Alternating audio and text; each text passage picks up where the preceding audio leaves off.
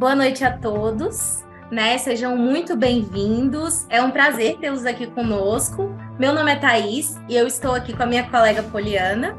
Nós somos alunas do curso de Direito do Centro Universitário IESB, do Campus Norte, e hoje nós temos a honra de receber aqui conosco o professor Dr. Márcio Evangelista, doutor e mestre em Direito e Políticas Públicas pelo Centro Universitário de Brasília, UniCeub, professor de Direito no programa de mestrado e também professor de graduação do Instituto de Educação Superior de Brasília, IESB, professor de Direito no curso de graduação EAD do Centro Universitário de Brasília, UniCeub, e juiz de Direito no TJDFT. Ele hoje vai nos brindar com seu conhecimento sobre o crime tipificado recentemente no Código Penal do cyberstalking, tá? E essa interação, ela é fruto de uma pesquisa para a disciplina de Direito Computacional, ministrada pelo professor Leonardo Peter da Silva, e nós estaremos atuando como mediadoras, basicamente mais como ouvintes nessa entrevista, tá? Professor Márcio, seja muito bem-vindo. Obrigada por ter aceitado o nosso convite. E para darmos início à nossa conversa, o que pode ser entendido por cyberstalking e qual é o entendimento doutrinário que nós temos desse conceito? Aí, por favor, fique à vontade, com a palavra, professor. Olá, boa noite a todos, é um prazer estar aqui com vocês, né? Vou tratar aqui de linhas gerais, né? Na realidade, não estou aqui para dar aula sobre esse tema, né? A aula sobre esse tema é ministrada lá no Direito Penal 3, né? Sobre o crime de stalking. O crime de stalking, no artigo 147-A, ele foi introduzido em 2021, né, na lei. Então, é uma lei nova, ainda muitas discussões ainda sobre a sua aplicação ou não, como todas as novas leis, né? Mas o fato em si de perseguição, né, do stalking do direito norte-americano, ele existe, sempre existiu em todas os fatos, né? A legislação, ela vem se adequando aos fatos que acontecem na sociedade. Eu sempre costumo dizer que o legislador não cria nada, né? O legislador, ele seleciona condutas que acontecem na sociedade e aquelas que não são toleradas pela sociedade, ele tipifica crime. Então, ele pinça da sociedade aquelas condutas que são indesejáveis.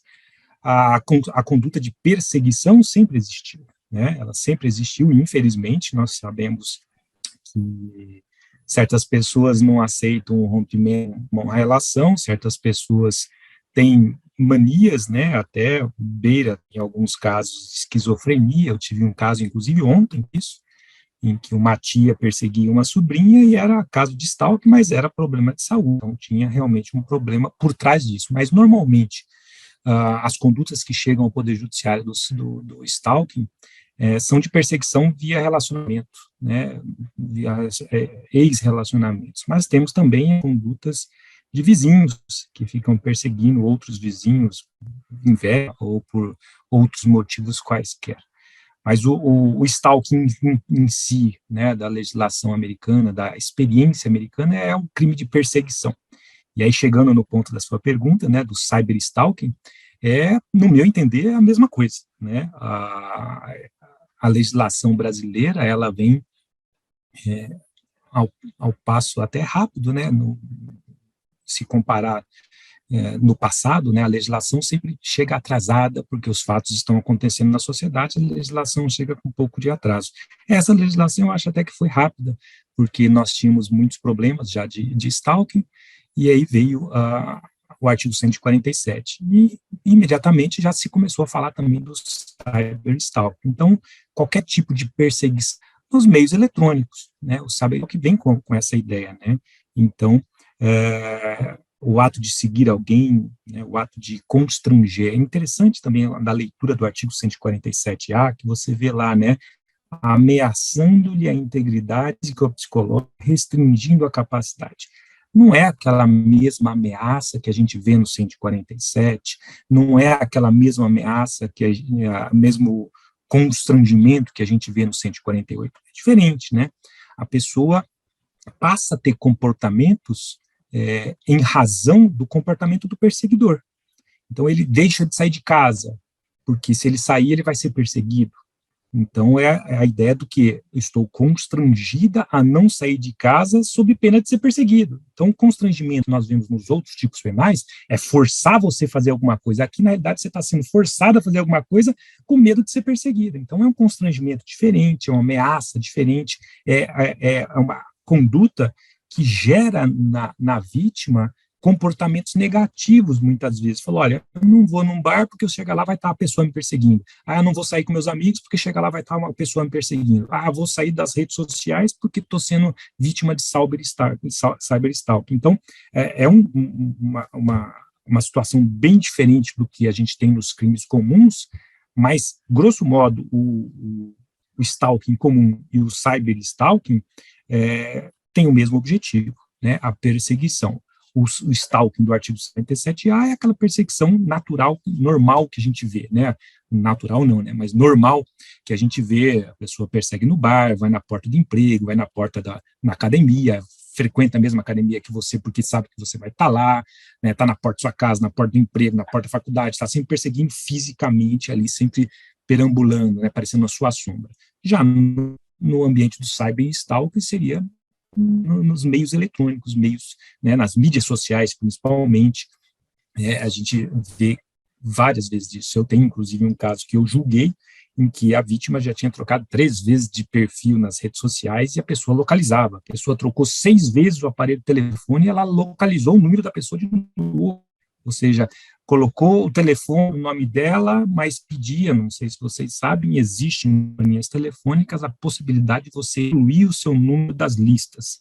Você fala, eu sou uma pessoa que não pode ter os números divulgados, seja porque sou vítima de stalking, ou seja porque sou uma pessoa pública, por exemplo. Você não consegue entrar na lista da TIM e achar o telefone do presidente da República. Por quê? Porque está fora da lista, porque ele é uma pessoa exposta publicamente. Então, você pode pedir isso. Se a pessoa pediu, ela trocou o telefone, pediu para que o número fosse excluído, e mesmo assim a pessoa achava. E aí, ligações, 250 ligações num dia, né?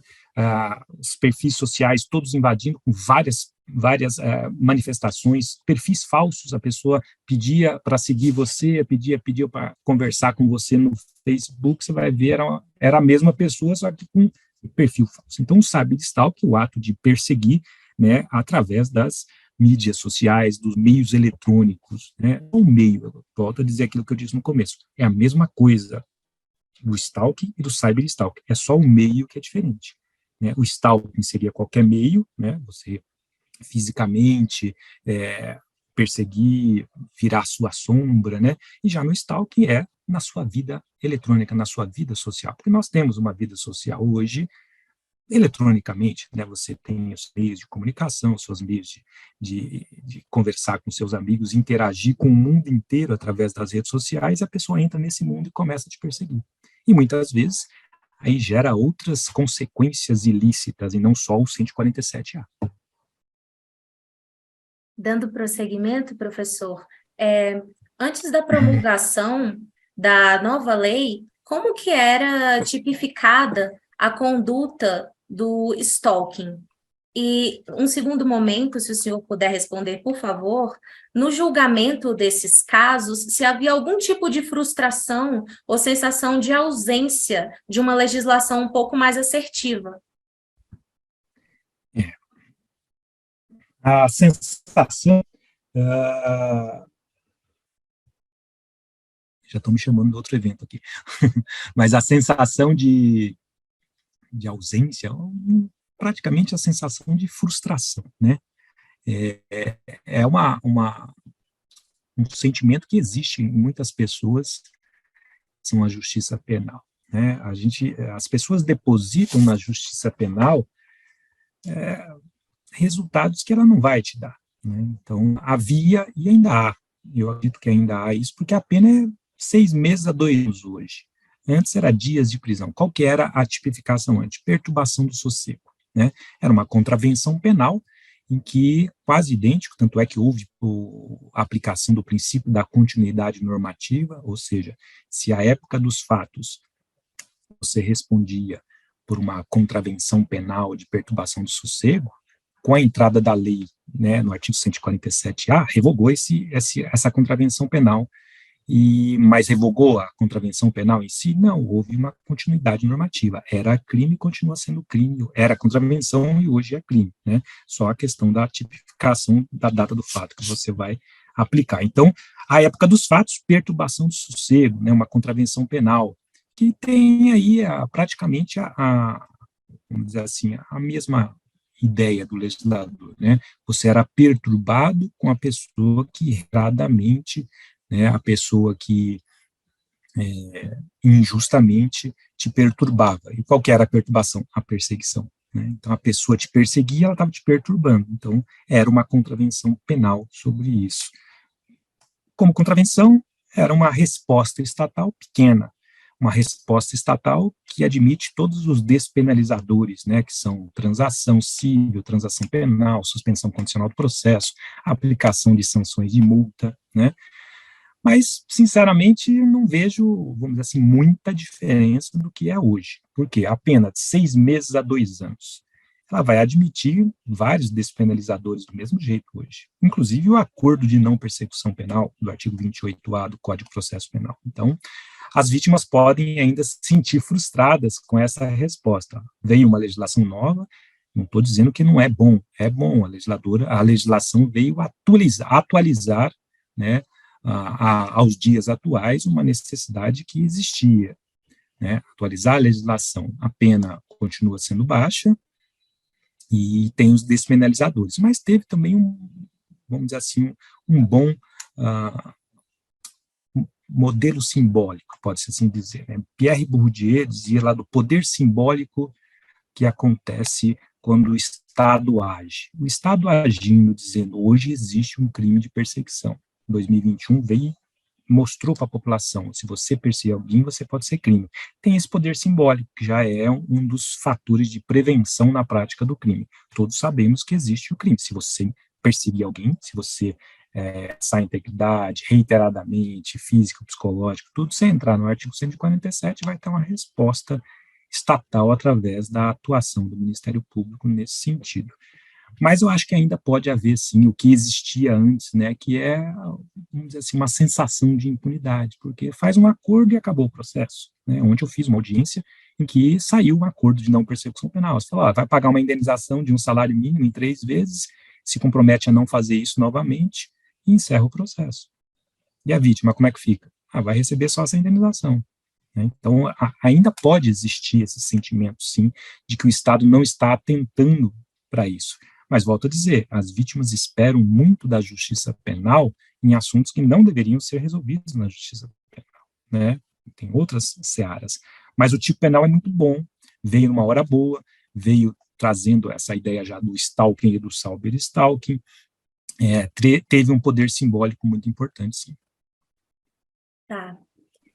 Muito obrigada, professor. Mais uma pergunta seria com relação por se tratar de um crime habitual, quantos atos seriam necessários para ser enquadrado como crime de perseguição? Isso a doutrina e a jurisprudência que resolve, né? Ainda não há, vamos dizer assim, precedentes vinculantes do Superior Tribunal de Justiça dizendo quantos números. E eu também sou contra isso, né? Eu acho que, como Bento de Faria falava no livro dele sobre contravenções penais, porque nada muito se altera, né? Os crimes que existiam desde as ordenações filipinas, a essência dos crimes é a mesma do que o Código Penal de hoje. Então, você vai só evoluindo, né, de acordo com a sociedade. E, na época, Bento de Faria e Nelson Hungria também falava, isso tem que ser deixado à doutrina e à jurisprudência para definir. Né? O que seria reiteradamente? Reiteradamente, no mínimo 3, né? Ou seja, mais de 3 para frente. Né? Se for uma vez que ele foi lá na frente da sua academia te encontrar, e você já se sentiu constrangida, e aí se tocou e não foi mais, não foi perseguição. Então, que é o que você disse, a habitualidade, 3 para cima, né? Essa é a ideia central de como deve se interpretar. Mas tem que ver o caso concreto também, né? Eu acredito que quando chega ao judiciário quando chega mais de 50, 100 já, então essa discussão não vai realmente nos impedir de acionar isso? Quando está ali no mínimo, aquela discussão, né? Pô, 2 vezes, 3 vezes, será que isso é habitual ou não? Aí a gente para e vai pensar para ver o caso concreto, se notou ali um dolo de perseguição. Falou, pô, o cara foi só 2, 3 vezes lá porque ele queria a menina, queria o menino, sei lá, estava paquerando. Não tinha um dolo ali de perseguir, era 2, 3 vezes que ele tentou ali, né, cativar a pessoa, tentou chegar próximo, se aproximar, não tinha um dolo de perseguir, porque não constrangeu, não teve uma ameaça à integridade física ou psicológica, né? A vítima do outro lado pode até ter se sentido isso, falar, pô, me senti constrangida com esses 3 vezes aqui. Pô, mas será que justifica a intervenção do direito penal com uma aproximação de 3 vezes, né? Então, a gente tem que pensar, primeiro, qual é a razão do direito penal? Será que o direito penal deve intervir vamos dizer assim, uma cantada por 3 vezes que a pessoa chegou lá? Eu acho que não deveria. Agora, eu volto a dizer, quando chega o judiciário, casos desses, chega lá 50, 100, 150, já pegamos um cara que ele mandou 1.100 e-mails, 1.100 e-mails para a mesma pessoa. Daí você fala, pô, isso é absurdo, isso realmente é uma perseguição em que a pessoa fica com medo, fala, pô, qual será o próximo passo desse cara? Se ele mandou 1.100 e-mails em menos de 30 dias, o que ele vai fazer na próxima coisa? Ligações, 50 ligações num dia. Então, essa questão da habitualidade, do mínimo, a gente tem que ver ali 3 para cima, e aí ainda analisar se tinha o dolo realmente de perseguir, de constranger realmente, né? Boa noite, boa noite a todos que nos assistem. Dando continuidade às perguntas da minha colega Thais. Então, professor Márcio, após a promulgação da nova lei, aumentou o número de casos julgados? Olha, eu não tenho essa estatística, né? Eu não posso dizer para você que aumentou ou não. O que acontecia? Esses casos de contravenção penal, eles vão para uma vara especial, né? Vai para o juizado especial criminal e que a maioria das vezes eram resolvidos por acordo. O que está chegando na vara criminal hoje? Né? Por que estou tendo contato com o artigo 147-A? Porque vem com um pacote, não vem só esse crime. Então, vem esse crime e outros crimes.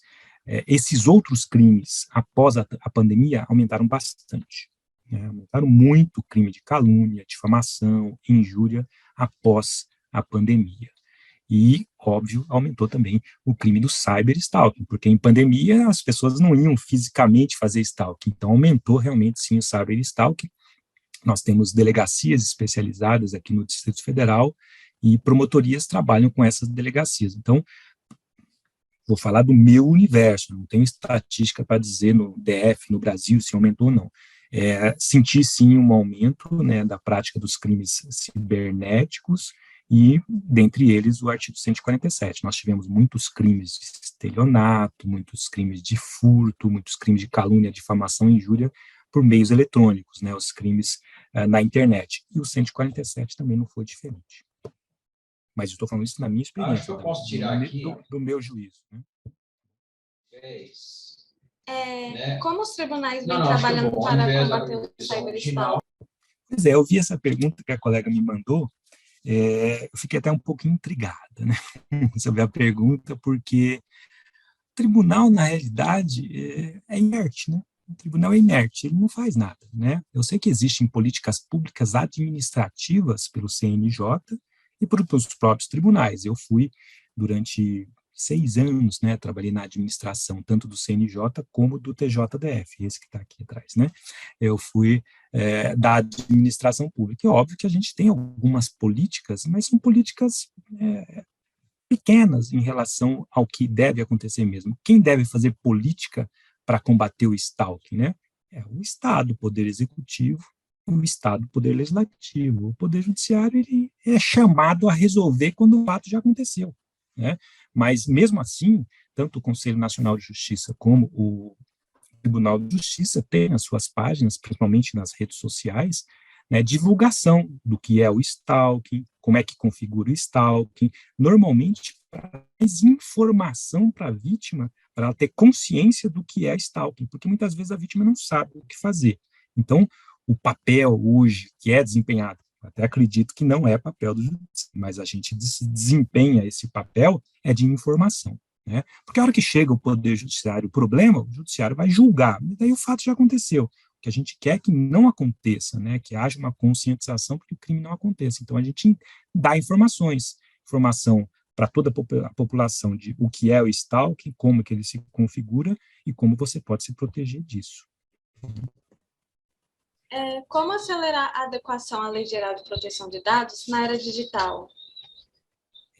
Isso é muito mais complexo, bem complexo, né? Eu fui encarregado do Tribunal de Justiça por 2 anos, né? Então, fui eu que implantei a LGPD dentro do Tribunal de Justiça, do TJDF.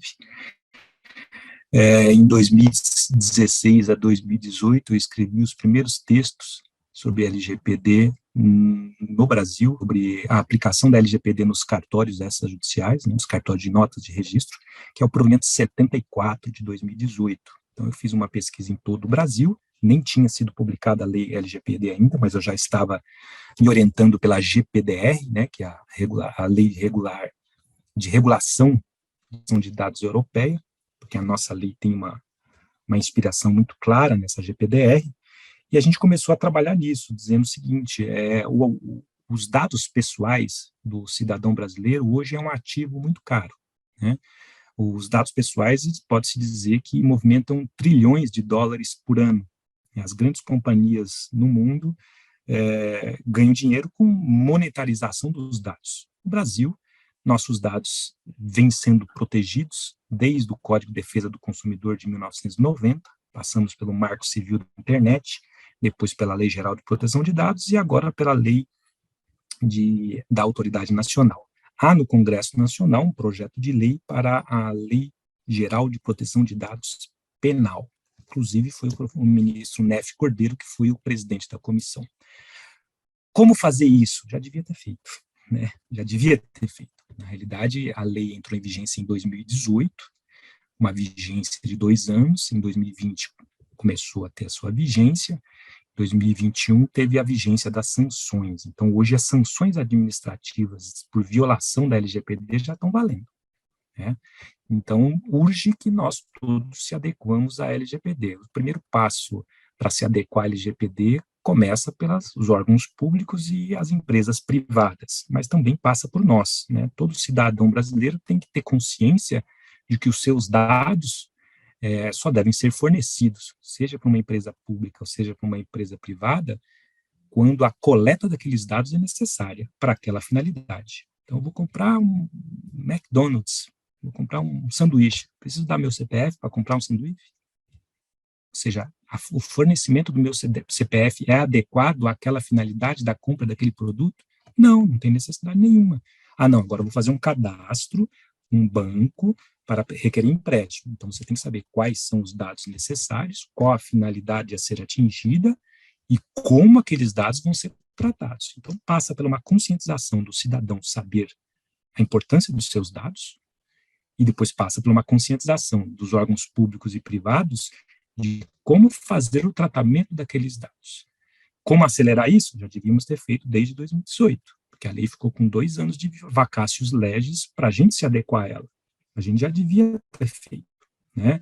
O primeiro passo para uma empresa pública ou privada adequar-se à LGPD é o mapeamento do tratamento de dados, a base legal da coleta de dados. Se a base legal é por força de lei, eu não preciso do consentimento. Se a base legal é para um tratamento privado, eu preciso do consentimento. Então, você vai ter que definir qual a base legal da coleta, definir como será o tratamento, em um ciclo completo do tratamento de dados, desde a coleta até a sua eliminação, e se não for eliminado, como é que ele vai ser armazenado, segurança administrativa e tecnológica sobre esses dados, principalmente hoje no mundo virtual, todos os dados são digitais. Qual é a segurança tecnológica que você está desempenhando para a proteção desses meus dados? Então, são muitas indagações sobre a Lei Geral de Proteção de Dados que o Brasil ainda está engatinhando sobre isso, né?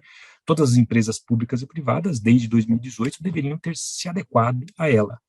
Então, urge que todos pensemos nisso. Eu acho que falta um pouco de informação à população de saber o ativo tão caro que são os dados pessoais, né? Os dados pessoais devem ser protegidos como a gente protege o nosso dinheiro no banco, né? Você não passa a sua senha do banco para qualquer um, mas você passa os seus dados pessoais, CPF, RG e nome para qualquer coisa, qualquer cadastro que você faz, você está colocando lá o seu nome e seu CPF lá. E ele é um ativo tão precioso quanto o dinheiro que você tem no banco. Então, a gente tem que mudar a nossa política pessoal de ceder os nossos dados, e do outro lado, quem for receber esses dados tem que ter também uma política adequada à Lei Geral de Proteção de Dados. É bem complexo isso, inclusive eu tenho um curso sobre isso, mas é sobre cartórios, né, sobre a certificação digital dos cartórios na proteção de dados. Então é um tema bem interessante, eu trabalho com isso desde 2016. Para finalizar, então, professor Márcio, queremos expressar nossos agradecimentos. Foi um momento riquíssimo, o qual abrilhantou de forma espetacular a sua fala, né? E ao mesmo tempo trouxe reflexões essenciais, que é sem dúvida, uma valiosa contribuição. Esperamos recebê-lo mais vezes, né? E gostaria ainda de aproveitar a oportunidade para cumprimentar os demais integrantes do grupo que não puderam comparecer, mas que ajudaram na elaboração e no processo para que essa pesquisa acontecesse. Ótimo, eu estou à disposição. Espero ter ajudado vocês aí. Não, com certeza, professor. Desejo muito sucesso para vocês. Obrigada. Então, nos despedimos aqui, gente. Obrigada, professor. Até logo. Sucesso para vocês, viu?